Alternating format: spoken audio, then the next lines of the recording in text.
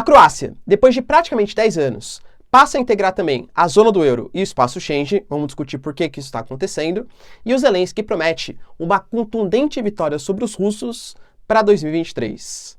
E o Brasil, hein? Agora com o governo Lula, qual será a posição na guerra entre Ucrânia e Rússia? Inclusive a Rússia garantiu que o Brasil está apoiando o lado oriental do mundo para 2023 e nos próximos 4 anos. A Colômbia faz um acordo histórico sobre a paz, talvez, se não maior, pelo menos o segundo maior acordo de paz estabelecido, e faz as pazes ali com 4 guerrilhas, inclusive a ELN, o Exército de Libertação Nacional, para tentar estabelecer uma paz na região. O que está acontecendo? Se vocês querem entender um pouco mais sobre esses conflitos, e muito mais também sobre geografia, geopolítica, atualidades, política, polêmicas, enfim, tudo para você se manter sempre bem atualizado, já se inscreve no canal, deixa seu like, compartilha esse vídeo, que eu, professor Ricardo, conto muito com a sua ajuda. Belezinha? Pessoal, para quem não me segue no Instagram ainda, hein? @prof_Ricardo Marcílio, me segue lá que é super importante e tal. E caso você queira contribuir financeiramente aqui para o canal, pessoal, seja membro, que isso é super importante, ou faça uma contribuição aqui, ó, eu vou deixar a chave Pix, e aí muitas pessoas têm contribuído, eu agradeço demais, porque é uma maneira de ser uma recompensa, tanto pessoal como profissional, afinal, isso aqui é o meu trabalho também, tá? Então, se puder apoiar, pessoal, sensacional, se não, só seu like, seu engajamento, já tá mais que ótimo também, beleza? E eu agradeço demais quem já contribuiu, tá? Demais mesmo. Tamo junto, tá bom? Pessoal, bora lá pro vídeo, ó, seguinte... a gente teve algumas notícias importantes, principalmente sobre a Croácia, que entrou na União Europeia em 2013. Essa expansão talvez foi uma das últimas, pelo menos até o momento, porque existem outros países que também querem entrar, né? A gente está falando da Moldávia, da Ucrânia, da Geórgia e por aí vai. Mas da União Europeia se expandindo para o leste europeu. Principalmente pós-década de 90, com o enfraquecimento da Rússia, a gente tem a separação da antiga União Soviética em uma série de repúblicas, e tanto a OTAN como a União Europeia, elas se expandem para esse leste europeu. Só que entenda, né? É importante aumentar o seu imperialismo econômico, a sua parceria econômica com países que têm reservas de carvão, reservas de gás, enfim, recursos estratégicos, mas a gente sabe que as condições socioeconômicas, elas são bastante diferentes. Então, por isso, a União Europeia, ela tem um dispositivo, porque muita gente pensa que a União Europeia, quando você ingressa, você já está dentro de um bloco econômico que tem uma moeda única e dentro de um bloco econômico que prevê a livre circulação de pessoas, serviços e mercadorias. E não é bem assim. Quando você entrar na União Europeia, a única coisa que está estabelecida é uma zona de livre comércio, ou seja, para um produto sair de um país e entrar em outro, não paga nenhum tipo de imposto. Mas para ter a livre circulação de pessoas, você precisa ser signatário do chamado Espaço Schengen, que foi firmado lá em 1985 e, quase coincidentemente, todos os países que pertencem à União Europeia também pertencem ao Espaço Schengen. Só que isso não é verdade para todos os países. Por exemplo, Romênia e Bulgária são países que estão na União Europeia, mas não fazem parte do Espaço Schengen. Por quê?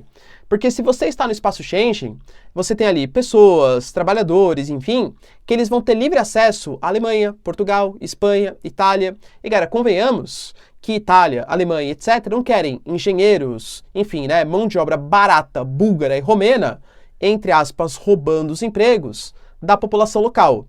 Então, eles ingressaram na União Europeia pós-década de 90, enfraquecimento da União Soviética, mas não fizeram parte do Espaço Schengen. Eu não quero trabalhador mão de obra barata aumentando a concorrência em Alemanha, Portugal e coisa que valha. Só que a Croácia, que entrou em 2013, ela sempre batalhou tanto para entrar na zona do euro, ou seja, ter o euro como moeda única, como também fazer parte do Espaço Schengen. Talvez nesse momento de tentativa de maior integração da União Europeia, de convencimento do leste europeu, que é muito melhor fazer parte da União Europeia, do mundo ocidental, do eixo ocidental, do que do eixo oriental, convidar para a zona do euro e para o Espaço Schengen seja a melhor alternativa. Qual que é a opção positiva de fazer parte da zona do euro? Lembrando, pessoal, que nem todos os países que fazem parte da União Europeia estão também na zona do euro. Você tem, vamos pegar um caso clássico aí, né? O Reino Unido, por exemplo, quando era membro da União Europeia antes do Brexit, ele tinha a libra esterlina como moeda. Não é obrigatório, né? E a Croácia também, de 2013 até o dia de hoje, faz parte da União Europeia, mas tinha a sua própria moeda, né? O ponto positivo é que você aumenta bastante a integração econômica com outros países.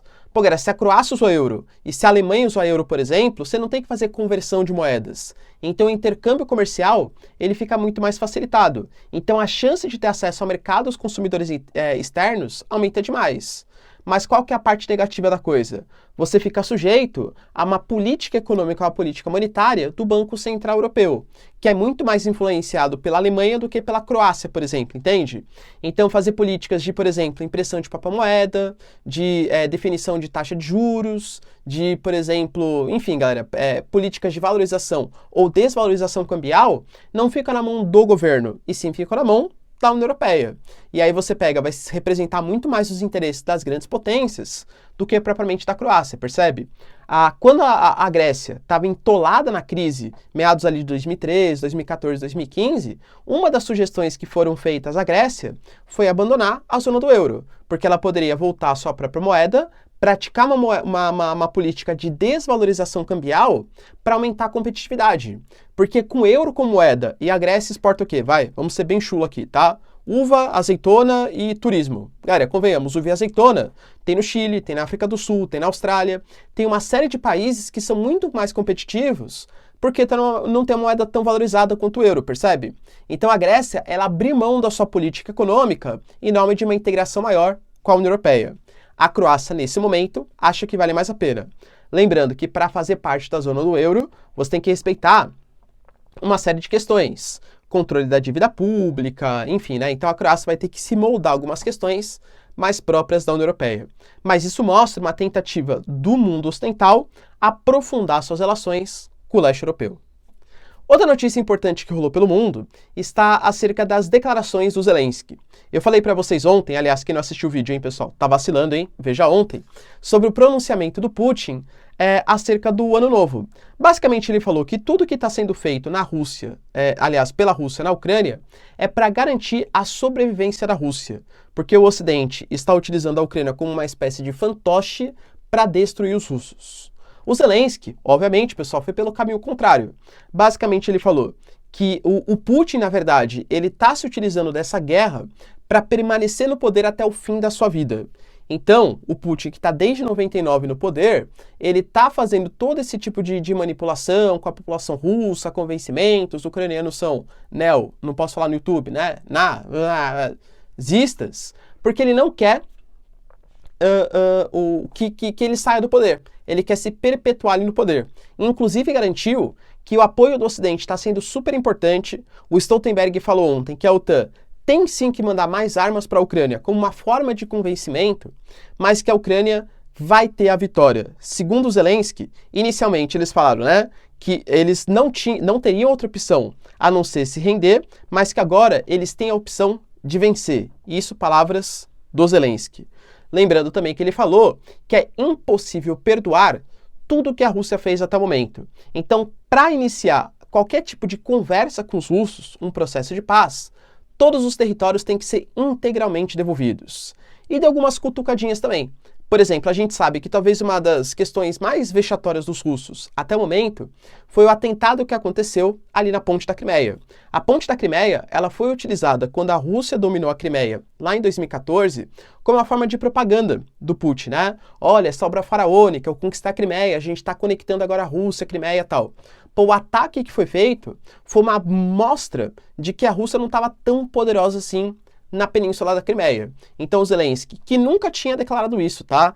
Todo mundo sabia que foi feito pela Ucrânia, tal, mas o Estado ucraniano nunca tinha se pronunciado oficialmente sobre o fato.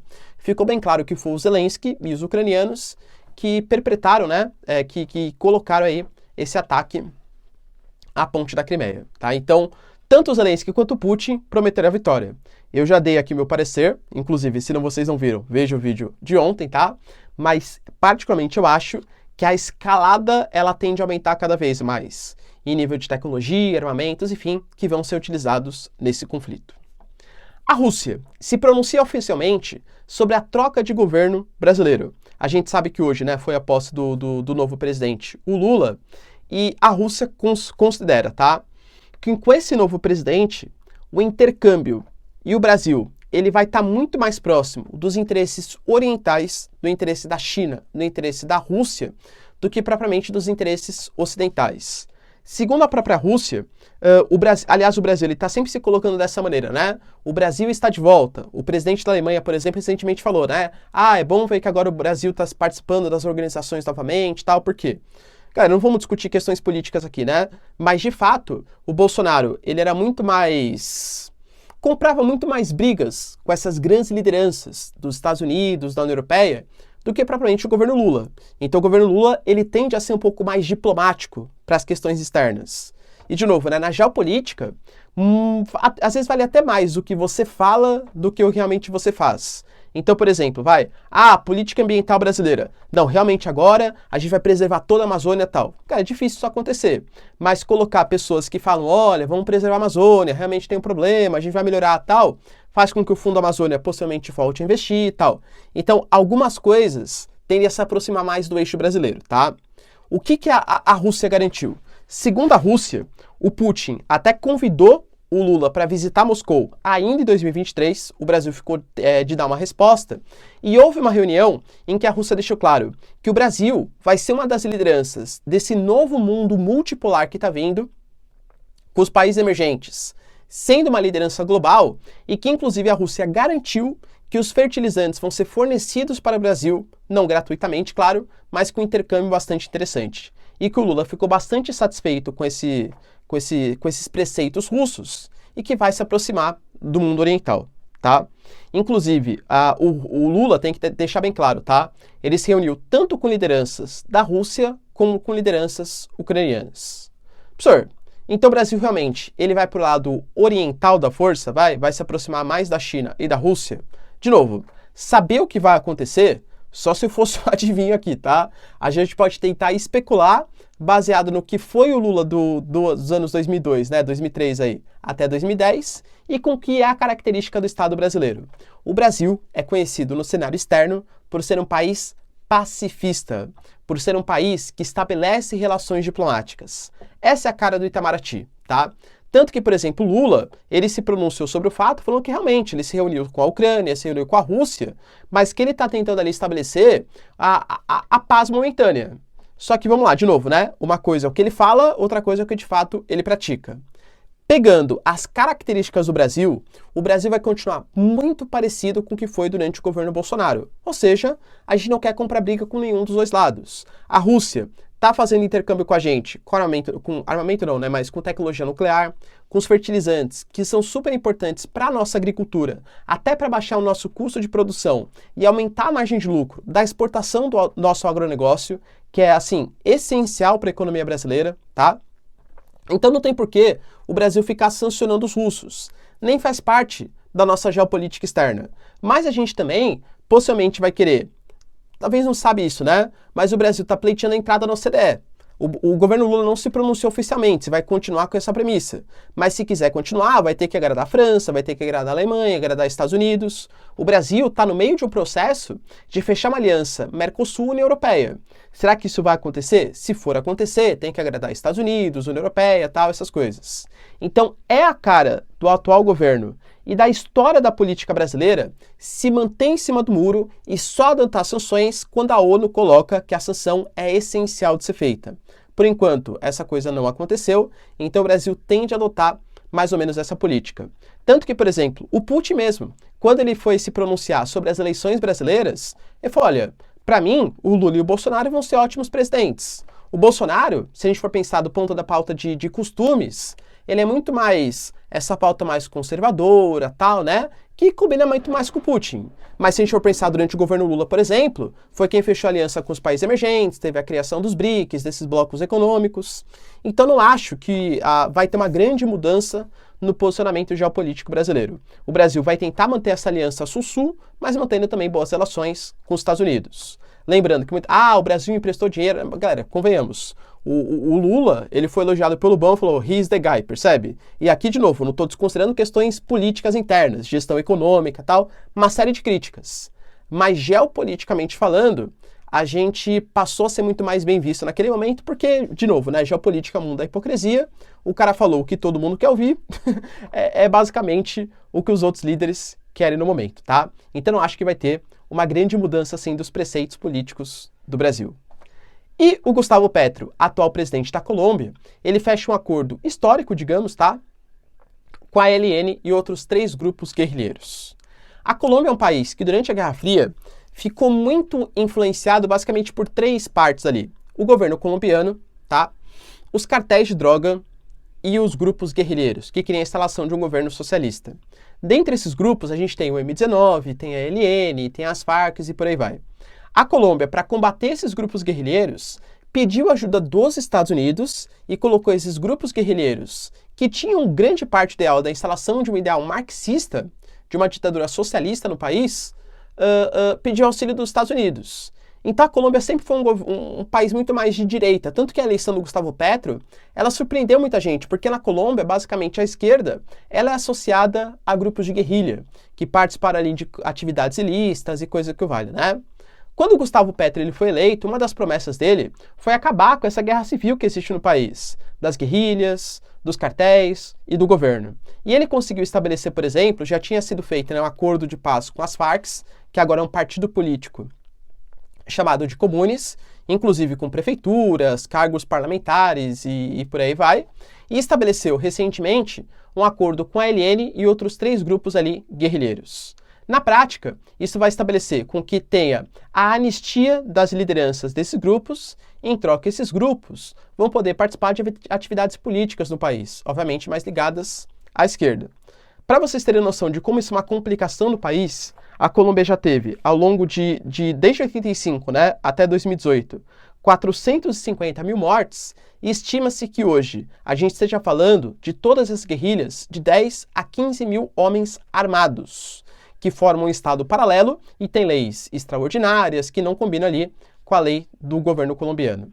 Então, de novo, né, a parte positiva é que você forma um conluio para que o governo colombiano mande no país, mas você dá anistia ao perdão a grupos que foram extremistas e, por que não, pessoal, ilícitos, né, praticar atividades ilícitas dentro do país. E aí, será que vale a pena? Lembrando que o Gustavo Petro, acho que nem posso falar no YouTube essa palavra, né? Mas fez um discurso na ONU e que ele defendia a comercialização da coca, não posso falar no YouTube, né? INA, como forma, inclusive, de exportação, para a Colômbia ganhar dinheiro de maneira lícita a partir desse produto, considerando que isso não é veneno. Mas o petróleo, sim, é o veneno do mundo. E aí, pessoal? Deixando aí bem claro, tá? Brasilzão. Você acha que vai se alinhar mais ao eixo Ucrânia, ao eixo Rússia, nesse momento, nesse novo governo? Deixa nos comentários, quero saber a sua opinião. No mais, se vocês curtiram o vídeo, tamo junto, beijos, abraços e tchau, tchau.